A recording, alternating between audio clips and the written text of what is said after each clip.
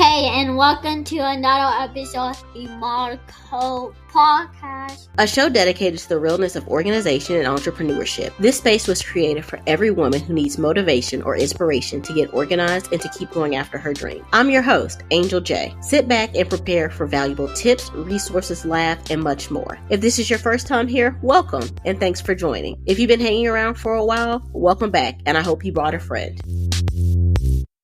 Hello, everyone, and welcome to another episode. Today, I am talking with Kyira Wackett. Kyira is a licensed mental health therapist specializing in shame and anxiety. She is the owner of Adversity Rising, a company who equips people with the confidence and skills to write their own stories. Her work ranges from one-on-one coaching to corporate wellness packages, with a focus on what she calls the anti-Band-Aid movement, or resisting the quick fix in favor of doing the work necessary to make meaningful and sustainable change. The highlight of her work is her signature program, That Life AR, where she walks people through her 5-step therapeutic process she believes can combat any pain point that comes our way because we all deserve to live a life in which we can thrive. Everyone, let's welcome Kyira to the show. Hi, Kyira. How are you? I am good. Thank you so much for having me. Thank you so much for being here. I appreciate it. Is there anything else you'd like to share before we get started? No, that was great. It's always super uncomfortable to hear yourself being introduced, even if you know everything that's on there. Like, it's not new information, and yet it feels like in some way you're being exposed. I'm sure that's shame. So this is a great starter point to this conversation. But no, I think it was great. Thank you. Okay. Well, you're welcome. And I think it was great too, but I can definitely relate to that it's like, that does feel a little weird, like hearing yourself, talk about yourself and everything. Like, for the longest time, I was like, how actors always say they don't like watch their own shows and stuff like that. Like, at first I wouldn't listen to my podcast because I was like, I've recorded it, I've edited it. And then I was like, I don't know if I want to, hear myself again. But then I was like, you have to listen to it. Like, now I need to put on that listener point of view and listen to it from that way. So yeah, I think it's learning to be a fan of yourself, which feels weird. And I think we've been taught it's egotistical or it's uncomfortable or you're judging yourself. But I think it is learning how to be a true fan, and a true fan is consuming your own content. And so, yes, once you get to that point, I think it helps a lot. I definitely agree with that. So how long have you been a mental health therapist? So I graduated, now I'm blanking if it was 2017 or 2018. I think it was 2018 that I graduated. Okay. So your final year of your program, you're doing something called an internship. So you're acting as a therapist, but you have a more specific supervisor. So I've been doing therapy for a year longer than since I graduated. Okay. So I think I started actually doing therapy for real in 2017. And so now we're going on almost 7 years of doing this. And yeah, it's been a really interesting experience to see how, everybody learns and evolves, but being a therapist and going through pandemics and very interesting political circumstances and moves and big changes in the world the way it is now, I think it's been a different learning experience than therapists 20, 30 years ago that were learning how to do this job. Oh, yes, I can agree. It's something because I go to therapy myself, and I had gone before the pandemic, and then I tried to start again when the pandemic came, but everything was virtual. And well, one, me and the therapist, we didn't really vibe with each other, but two, I didn't like the whole virtual aspect of it.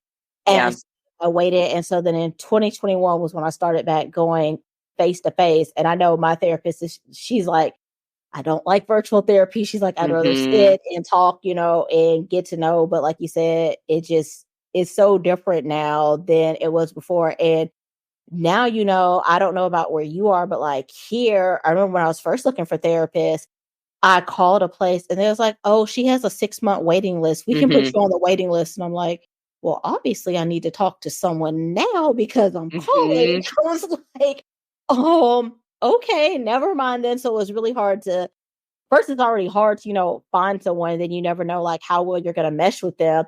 Yeah. And then possibly find someone and you're reading, you're like, okay, I think I can mesh well with them. And then they have a 6-month waiting list. So it's hard to find someone that has an availability or an opening. And I'm pretty sure that was quite different, like you said, 20, 30 years ago. Well, and I think it's that idea of we've been conditioned to see therapy as sort of a last resort, not something that, like going to get your hair done or going to the doctor. So it's never there's been no preventative side of it. So everybody has been conditioned to wait until they're in that place of really needing something. And so I think that had a big effect, because then we all had this collective trauma where people were really needing something. And so there was no ability for people to get in. We closed at the clinic that I was working at.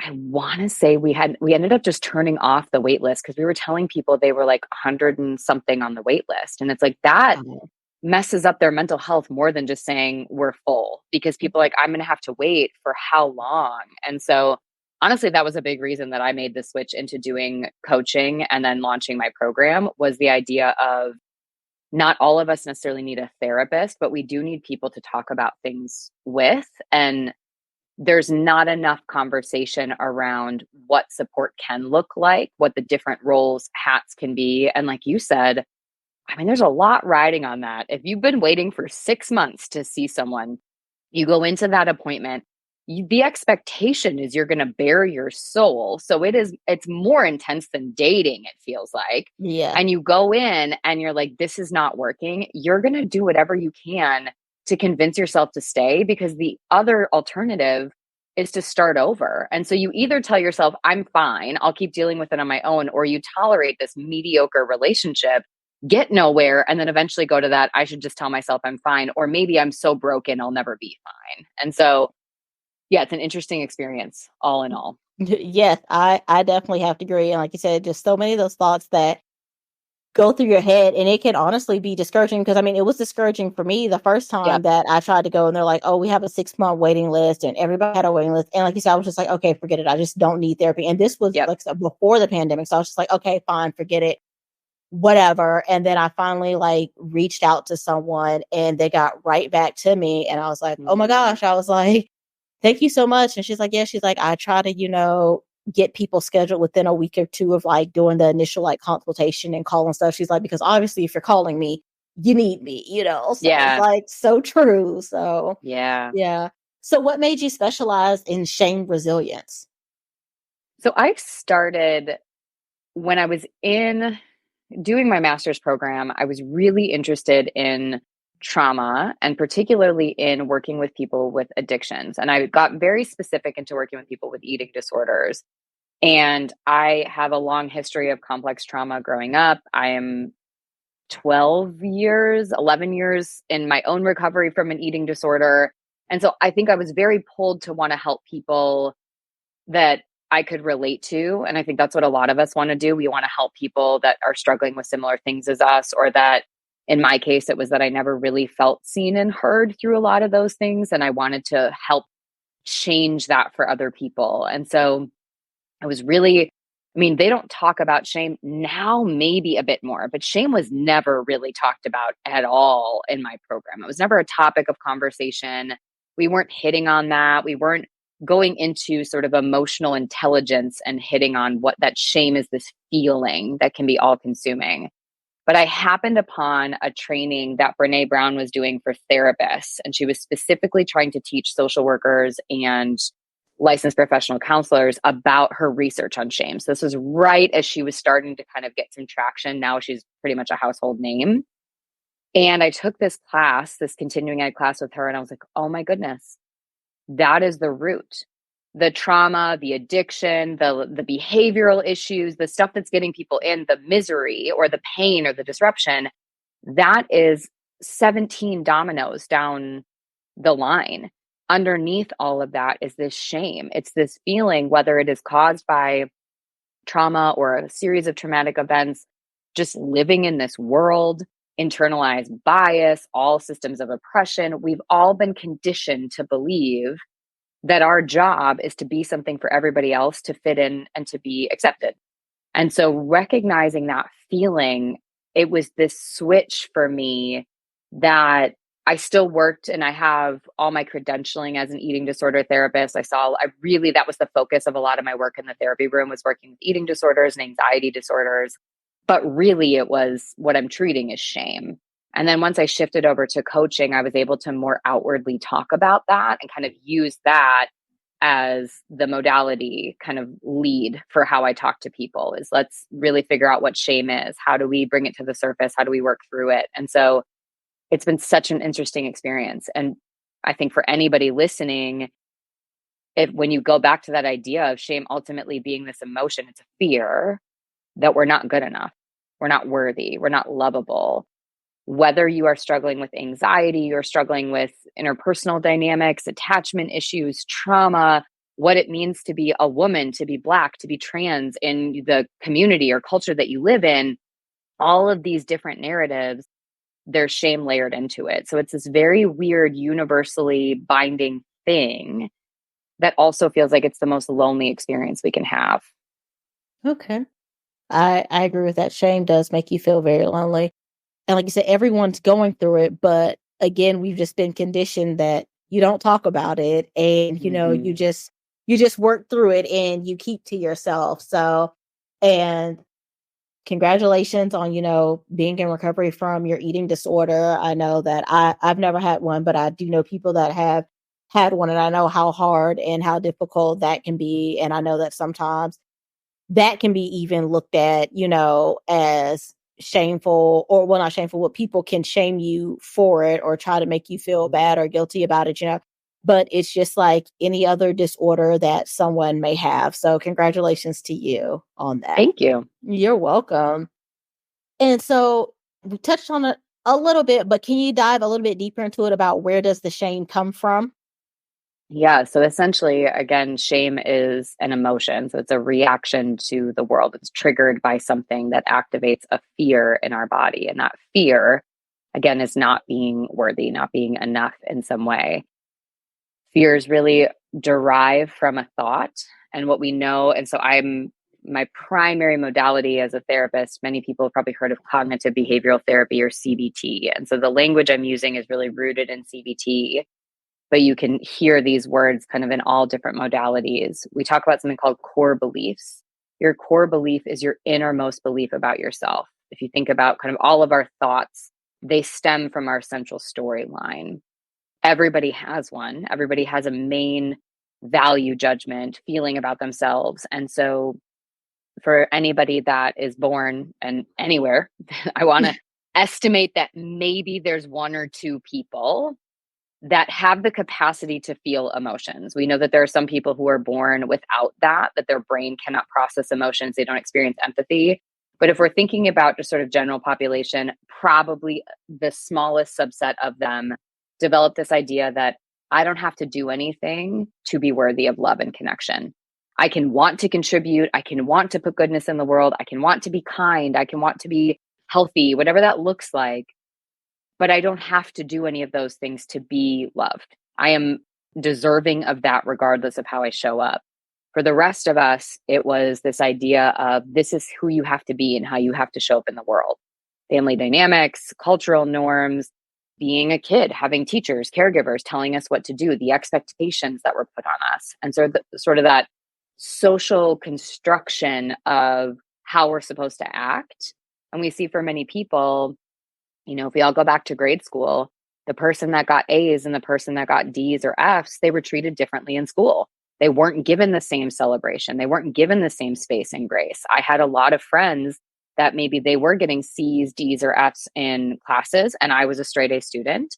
And when I would do things like I would push a boundary, or this is when a lot of my trauma was happening, and sometimes I would kind of rebel with different behaviors, the amount of leeway that I got from teachers when I didn't do something, when I spoke out of turn, when I was just kind of being shitty, I would get so much leeway. But friends of mine that performed differently, they were given way less.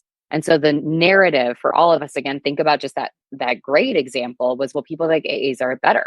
People that get A's are smarter. People that get A's are more deserving of being celebrated by the teacher, of getting into better schools, of doing more.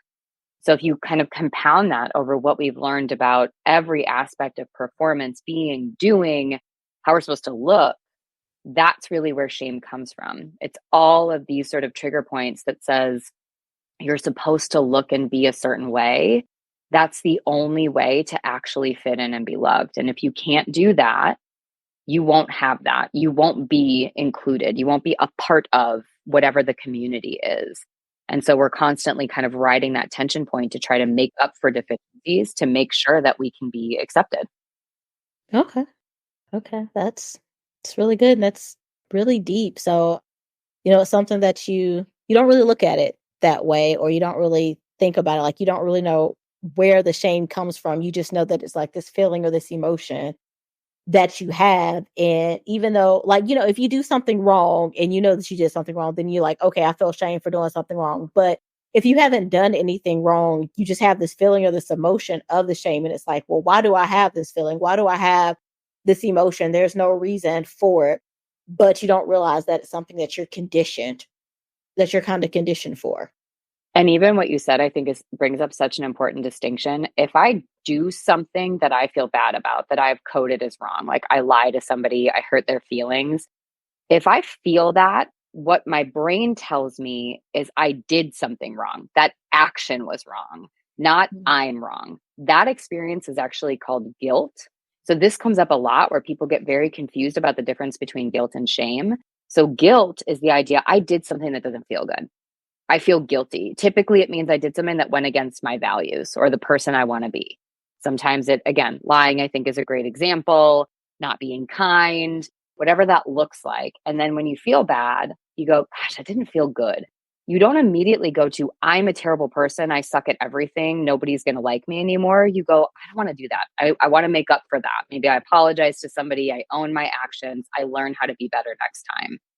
If instead you do something, but your reaction is, I'm bad. I, as a full person, Kyira, am terrible because I did this thing, that's shame. And the difference is I can change my behavior. If I don't believe I, as a person, am good enough, I can't change that. I'm just broken. And that is how I live every day of my life. Okay. Oh, thank you for telling us the difference between that and breaking it down, because I'm pretty sure that there are a lot of people out there who kind of use the terms interchangeably, and they're two completely different things. So thank you for that, Kyira. And so how does shame lead to clutter, and how does it affect our daily lives? Yeah, I think, one of the things that we see for people when it comes to physical stuff is oftentimes we are holding on to things out of some storyline. And so for some of us, that can be that we grew up around clutter and sort of the security of some of those things. For some of us, it's we hold on to possessions because possessions represent some sense of false security, but security in our brains. And so we collect all these things. We have all these things. If I can have all this stuff around me, then I'll feel good. I won't feel empty. I won't feel alone. For some of us, that is sort of a reflection of the chaos. I know one of the things that my husband and I struggle with this all the time. We've gone through so many iterations of cleaning out our home space, whether we lived in different apartments, once we bought a house. And a lot of it is also the shame of feeling bad. I wasted this. I can't get rid of this. I just bought this. And if I get rid of it, what does that mean? I've wasted this money, or I've done these things, or someone gave this to me. I can't possibly get rid of this. And we sort of attach our emotional and physical and mental well-being all to these objects. And so I would say for most people, the biggest connection point between shame and stuff is either one, they're filling their home space or their physical life with stuff to try to feel some sense of security.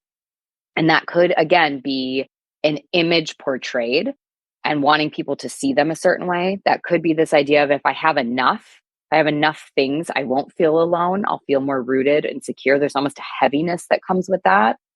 And then on the flip side, it's things like, because I feel like I can't get rid of these things. I feel like I won't be okay without it. And I think as I'm saying this, hopefully people listening can kind of imagine almost again, like this like nakedness feeling. If I don't have these things around me, what does it mean? And then that other layer of what are other people going to think? I can't get rid of this thing that my mother gave me because she'll be so upset. She'll feel hurt if I don't want this item anymore. I have to keep this thing that my kid made 32 years ago because I don't want them to feel like I don't care. I have to put all these pictures up because that's what you're supposed to do. And so it's sort of a enmeshment with our physical well-being and our physical space with our mental emotional state. Okay. Well, so I can relate to so much of that there, because I am the type of person who, and I've mentioned this before on my show, like I hold on to stuff. I'm a very sentimental person. And, my husband's always like, hey, babe, you can get rid of that. Like, you don't have to go. He's like, just because, you get rid of something, that doesn't mean that the memory of it is gone. Like, you still have the memory of it. And I know I for sure talked about this. Like, I still have the gift box with our wedding cards in it. We've been married for 11 years and I still have like the gift box. I even let my mom ask me if she could use it for somebody else that she knows getting married. So like I took all the cards out and stacked them up very neatly in a corner. I was like, make sure you give me my box back because this is where I hold on to all the wedding cards at. How many times in 11 years have I actually went through and read those wedding cards? Right. Not very often. You know, I still have like birthday cards and stuff like that from years ago. And I did finally, in the beginning of this year or like end of last year, I did condense my son's keepsake box down from like a huge bin to the actual keepsake box that it was supposed to be. And so that is something that I'm trying to work on within myself, is that I don't have to keep every little thing. And as my husband said, that just because I get rid of it, that doesn't mean that the memory of it is gone or that I love the person who gave it to me any less. When I think about that, we had a no phone policy at our wedding, and we had a lot of pushback from people, a lot of pushback. And I've thought about it from the opposite experience. Like, it is almost uncomfortable to go to a concert, to go to a big event, to go to friends of weddings of mine, because all I'm looking at is other people's screens. I'm looking at mini versions of the experience rather than actually experiencing what the thing is. And so the idea is that, well, I have to have this. I have to have this video that represents my time here, that can showcase this experience that I had, because that notion is then I'm going to keep it. Like, it's so important to me. I'm going to treasure it in this video that I'm never going to watch. It's, again, I'm guilty of this. I have an almost 4-year-old. The number of pictures that I have on my phone, pictures and videos. I want to capture moments with my kid. I don't need 17 of almost the exact same picture of her doing a slightly different face. That's not necessary. Right. And so it's remembering, I don't need to have this video to showcase that I loved going to the concert. I don't need to have a photo to document the fact that I got married. Like, sure, maybe a couple photos is really nice. Right. But I also don't need everybody and their second cousin twice removed having photos to be able to prove that I got married. And so I think it's also recognizing we equate so much of our experience in the world now with having some sort of outcome, like a product. And so I think that is a big part of it, of recognizing all those moments with your son in the keepsake box. Getting rid of those items doesn't take away the fact that the experience happened. Right. But it's that sort of overlap. And I think for many of us, having had, again, a lot of trauma growing up, there's this part of me that's like, I lost a lot of stuff growing up. And so I'm constantly struggling with that idea of wanting to have everything for my kid to be able to choose what she wants and to have these things. And so I have to really walk that back and realize that there is a way to be mindful and to be intentional with what we keep and what we show, but also not losing the experience of living my life in the sort of documentation of it. I do think there's one other thing, as you were talking, though, that's important that a lot of us do when we have shame, which is trying to solve future problems because we're living in a state that something could go wrong. So another reason I think people will end up having clutter is things like you got some package and it came in a cute little bag. And so you keep this box of little cute bags in case you have something that may need to go into that package at some point so you can gift it to someone else. But you never end up using it. Usually if you do have a gift that probably could have fit in that bag, you didn't even remember you had it. So you put it in something else anyways. So it's the sort of future self problem. And so again, I think what that gets at is what we're talking about with mementos, keepsakes, is kind of staying stuck in the past and not trusting that that's preserved in our present. And we're sort of holding on to these things, feeling bad if we get rid of them, or it might have fit for you before, it doesn't now. And then the opposite side of sort of the future problem is this, well, something could happen that I might need this thing for. So I'm going to talk myself into having it and keeping it, which just creates more clutter and chaos in my daily life and really doesn't actually solve more problems than it causes. And yet I'm going to continue down that cycle as well. Right. Okay, so I have the future problem as well. So now I will say now gift bags, I do hold on to gift bags. Not in 2023, but in 2022, we had a birthday party for my son and he probably got like 20 or 30 gifts. And so I was like, okay, we're going to keep these gift bags. And Kyira, I am happy to say that I did get rid of all of those gift bags. Like it was just like between October and February, I guess that's when all of his friends were born because everybody had a party there. And so I was reusing the gift bags. And I was actually mad because somebody ended up having a party and I didn't realize that I had ran out of them. And so I was like, man, I'm not paying for a gift bag. I have like 5 or 6 more at home. And I got home and I'm like, where are my gift bags at? Like, where the gift bags? So now the gift bags, I do hold on to those, but I remember them. And even my husband now, he's gotten in the habit. He's like, we have gift bags at home, right? I'm like, yeah, we're good. So those I use. But now I started a Poshmark store just to get rid of like some of my old clothes and purses and shoes and stuff like that. Maybe about 2 years ago or something. And so I did get in the habit of, because I was always looking, because when I first started, I was like selling stuff like really quickly and I could never find something to put it in. And so I did get in the habit of, when I was at work, I would like take the boxes from work that we were like breaking down and going to throw it. And I'm like, oh, I can take these home to pack them. And it got to the point where I probably had like between 20 and 30 boxes. And then I wasn't getting any orders. And I'm like, I need to get rid of these boxes. I'm like, as soon as I get rid of the box, I'm going to get like 5 orders and I'm not going to have any boxes. So I did finally get rid of them. I probably had those boxes for like 3 or 4 months. And I think I finally actually ended up getting rid of them. And then I was also like, well, I don't want to just throw them away. That just seems like such a waste. Like, these things are going to come in handy at some point in time. And I finally got rid of them because somebody in our neighborhood posted they were moving. And they was like, hey, does anybody have any boxes that we can use? And at first I was like, I'm not giving up my boxes because I'm going to need them.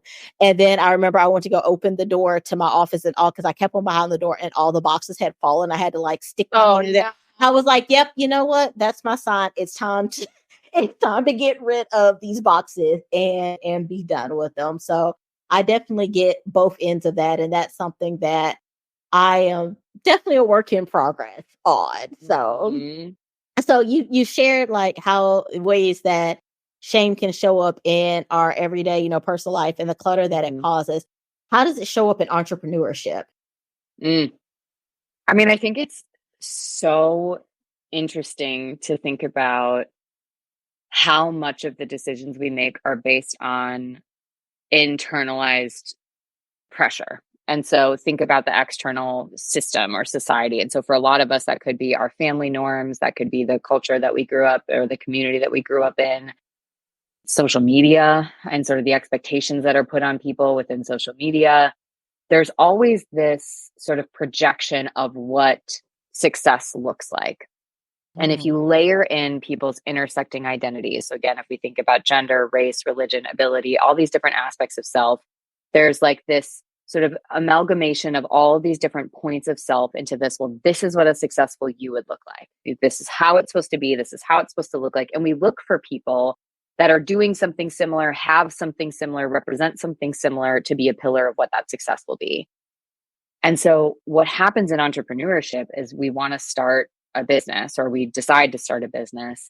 And there's the balance between needing to learn a process, but then also not getting caught in somebody else's process. And I think that's really the distinction point where we have to talk about shame.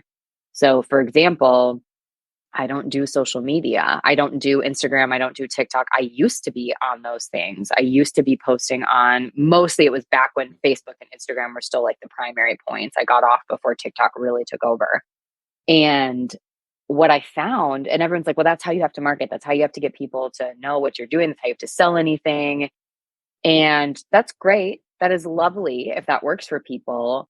But it took me years of literally losing hours of time in the trying to craft the right post, checking, double checking, rechecking how many likes, shares I got, then judging my worth as a person, as an entrepreneur, my success as a business owner based on how many views I got, how many shares I got, how many responses, whatever it is. And having to realize that is one means of marketing. And it's not the only means of marketing. I am not primed to be in those systems because I care too much. I will get lost in the shame of everybody. Everybody else needs to like me and approve of me for me to be okay. That's where my shame goes. So if somebody else's post gets more likes than me, I will immediately want to delete mine because they must know what they're talking about better. They're more successful. I'm never going to be that version. And so shame basically is that story. And so I think it comes out then in 2 ways, either doing things that don't actually line up with what we want to do, but we're doing them because that's what you're supposed to do. That's what somebody said we're supposed to do. I think that's even the idea of every hobby. And this happened a lot during the pandemic. Every hobby needing to somehow translate into a side hustle. Like everybody was supposed to become an entrepreneur. when sometimes hobbies are just hobbies and we need to allow ourselves to have joy. But there was this expectation then of, well, if I'm going to do this, I'm good at it. The only way to maintain anything is now I have to make money off of it. Now I have to scale it in some way. And we can see that even if your intention was to start a business, I've done this for years. I'll belittle the success of my business based on how much money I bring in, how many clients I have, how many, again, external factors, typically some sort of quantity of something that somehow represents how good of a job I'm doing. And then on the other side, it's the fear of really doing the things that we want to do because we're afraid of breaking out of something. What would that mean if I tried something different? What would that mean if my business failed? What would that mean if, again, someone doesn't like me? Or, and I guess on the opposite side of chasing positive reviews, what if I get a bad review? And I've dealt with those and having to realize there was one that I got on Etsy years ago. I've talked about this a lot now. Within about 12 minutes of getting that review, I was knee deep in the legality of what I was going to be liable for if I literally just shut down my business in that moment and it got out of these big speaking contracts I was in, because I was like, well, see, basically it went from one person doesn't like one piece of material that I made to everybody hates me and I'm a fraud and I probably shouldn't be a therapist anymore. And so it becomes this sort of expansion. And I think a lot of that comes from this idea that we've all got, which is that we need to be liked and accepted by everyone instead of realizing that that's not the goal. Our goal is to learn how to bring our authentic voice to the table and to be open to what other people think and feel. If it's something that says, oh gosh, that hurts me, or that doesn't feel good, so we can learn, but not allowing somebody else's subjective interpretation to dictate whether or not we're happy or successful. And I think that's where many of us, if we're being honest, we create the most tension as business owners. Yeah, I definitely agree with you on that. You said the thing about social media, and I was actually talking to someone earlier today, and I've said this before on my podcast and stuff too, and in my business, I hate social media. I am just so it's frustrating, and it doesn't, I feel like a lot of times it doesn't, well, not a lot of times, most of the time, social media doesn't show the real side of things. You don't know how many times, I did a whole episode on, social media and how it is. And you're seeing what the people want you to see. You don't know how many drafts it took to get that post. You don't know how many takes it took to that picture. And there are people out there who are authentic and they're just like, okay, this is what I'm doing. I'm posting this, it's up, it's up. And then there are people that are like, I have to post it this time. I have to do this. I have to make this video. I have to make, this. And I'm just one of people I'll admit, I was like that at first with this business and with my other business. I'm like, okay, I have to post it this time. This is what they're saying is the latest trends. This is what everybody's interested in. And I just got so burnt out and so frustrated. And now I'm just like, I post what I want when I want to post it. If I feel like posting it, I've gone live on Instagram a couple of times and my lives have gotten 1 or 2 likes. I think one time I got no likes because they'll send you the little report of it, whatever. And I'm like, okay, so what? My lives didn't get any likes. That doesn't mean that I don't know, what I'm doing or anything like that. People are still reaching out to me. People are still contacting me. I'm still making connections with people and networking. And so it's it doesn't have to be based off of social media. Like you said, social media is not the end all to be all. There's still other ways to connect with people and to find people. And so I do think that as entrepreneurs, we let social media bring a lot of shame into us. And that's something that we have to work on. And then the other thing that you said about the pandemic, I remember seeing through the pandemic that people, we've been home for 5 months. If you haven't started a business yet, you're lazy, you wasted your time.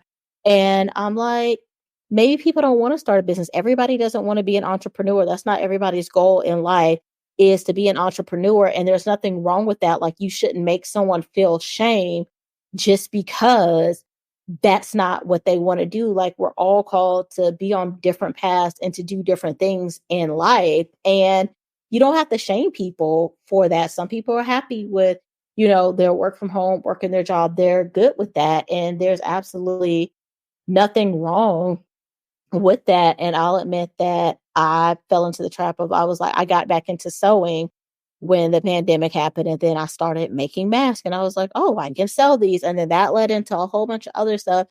And then it just got to the point where, like you said, something that was supposed to be a hobby for me, now I'm just like, okay, now I'm over it because I'm not making any money off of it. I'm spending all this money, but that was supposed to be my outlet. That was just supposed to be the thing that was keeping me sane while being stuck in the house 24 hours a day, 7 days a week. And then because I let, shame get to me or someone shame me, I turned it into something else. And now I'm no longer enjoying my hobby. So, Right.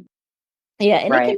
it can be hard, to turn off other people, but you just have to realize what's working best for you, and nobody else has to understand that. Like, if it's what's working best for you, that's between, you and God. If the next person doesn't understand it, that's on them. That's not on you. Well, and I think the thing that many of us could use more space and more, I think, awareness around, and we just never been taught how to do it, or at least many of us haven't, is how do you then learn to be okay disappointing people?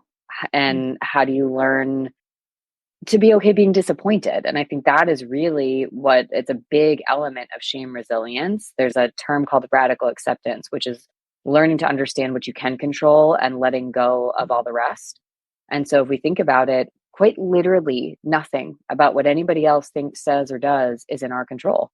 We Right. can't control that. And so if we're busy trying to craft our story based on what we want to see or expect to see from somebody else, we're giving away our power and control. And so I think a lot of it is learning to trust your intuition. And I think there are times people hear this and like, so you're basically saying just don't care about anybody else, don't do X, Y, and Z. It's like, that's not the case. It's saying we need to be guided by our values, to be kind, to show up for people, to listen, to be a part of a community, not doing all of that because we believe we only deserve to be here if we're making everything about everyone else. And I think that is true when it comes to how we set up our spaces, our physical spaces, our homes, our offices, our cars, the way we dress our bodies, the jeans you're still holding on to because you're telling yourself that you're only going to be worthy if you fit back into them. And so you hold on to them instead of celebrating your body now, all the way through to entrepreneurship. And we see people saying, I can't be good enough unless this, my business isn't worthy unless it's this, or again, I have to start a business because other people are telling me to. And it's realizing the only person that's with you in that entire thing is you. And it is perfectly okay if other people are disappointed. All that means is it's a misalignment of values and priorities. That's okay. They have their right to their feelings. It's not your job to make them okay. It's your job to be okay because you're living in congruence with who you want to be and how you want to show up in the world. And that is really the heart of what shame resilience is. Okay. Awesome. Well, Kyira, thank you so much. You shared so much knowledge and wisdom today, and I really hope that this episode helps people just to kind of release some of that shame and just to, realize where it comes from. And as you said, you can only control you. You can't control the things that other people think or that they say about you. Is there anything else that you would like to share with us before we go? I don't think so. I guess maybe the one thing is for many of us when we start to hear this work, and if you're letting I call it your brain pond, the goal when you listen to something like this is to have things be kicked up, to kind of mucky up the waters or murky up the waters in your brain.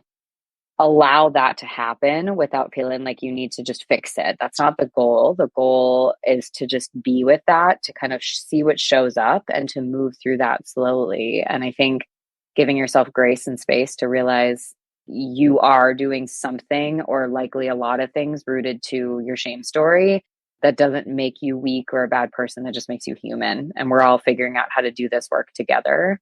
So just kind of, I think, walking through that at a slow pace, and again, being kind and showing yourself some grace in the process. Okay. Awesome. Thank you. And you also have a podcast. Can you tell us a little bit about your podcast? Yeah, it's called Untethering Shame, and it is essentially all about shame. Each episode is a different person coming on to talk about their experience, a given topic, or their own personal journey, and really exploring, how does shame show up in sales? How does shame show up with religion? How does shame show up when we talk about gender and sexuality, or whether or not to have kids, how we parent, all sorts of different things. So each episode is really meant to kind of deep dive on a particular topic and bring different people's voices to the table as we go through it. Okay. And awesome. And will you tell us a little bit about your business as well? And I know you said that you do more coaching now and you had the 5-step program. Was it? Yeah. Yes. Can you share a little bit about that with us as well? Yeah. So my business is called Adversity Rising. And essentially, I'm still a licensed professional counselor. And so I'm taking all of the work that I can do ethically and legally. So if anyone's interested, the difference between a coach and a therapist has a lot to do with where we can focus and sort of acuity or the intensity with which we can treat people. And so for a lot of us, what we're looking for is kind of processing again some of that murky, mucky waters and really getting unstuck from some of these stories. And that's really where, if you find a coach that you vibe with, they often can be a really great resource or tool, because it doesn't necessarily have to be sort of high acuity, maybe trauma response therapy, addiction, things like we talked about, I specialize in as well. So my business is really about helping people with that, helping people that are like, gosh, I just feel stuck. I'm not living the life I want to live. I don't know how to break out of this. Things just, I'm performing rather than living. And so some of that comes through in one-on-one coaching and working with people very directly in a much more intensive program is my That Life AR program. And so you still get sort of the one-on-one opportunities if you choose to do that, but you mostly get to be a part of a community of people that are working through this process and going through it together. And the idea behind that is one-on-one is great. As you know, you mentioned you're in therapy. I'm sure you have these really powerful, fruitful conversations with your therapist at times. That's wonderful, but we want to bring those out of the room. For many people, they go and they see their therapist like, this feels like a totally different relationship than what I have with anybody else. Like, I don't leave here and have these types of conversations elsewhere. So the goal of the program was really bringing my expertise and my process for people through self-paced content that they get lifetime access to, so they can revisit it as often as they want, but also kind of bridging that gap so that we're all having these conversations. We're coming together every month for meetings. We're talking through where we're getting stuck and creating a community that can kind of flip that headspace that we're all in to say, oh gosh, we're deserving of being here regardless of what we do. And we're going to start believing that and creating ripples that help other people believe that as well. Okay, I love that. Thank you so much. And I know you said you don't do social media. So if anyone's interested in working with you, how can they connect with you and get in touch with you? Yeah. So I guess the one thing I technically do on social media is YouTube. So they can look me up under Kyira Wackett on YouTube and they'll find me there. Otherwise, coming to my website, Adversity Rising, it'll give you a link to email me. You can see links to the podcast, to my YouTube. Everything comes straight off my website. You can kind of find anything you should need from there. And like I said, just shooting me a direct email from my website is great so we can connect and I can hopefully answer questions, share resources, whatever helps for other people. Okay, great. And I'll make sure to get that linked into the show notes. And Kyira, one last question before we go. Where are you at? I'm in Portland, Oregon. Okay, awesome. I know when we talked earlier, you said that you were on PST time. So I was wondering if it was Oregon, but I was like, I'm going to ask just to be sure. So yes, in Portland, Oregon. Yep. Okay, awesome. Well, thank you so much. I have enjoyed our conversation today, and I hope that you enjoy the rest of your day. Thank you. You too. Thank you.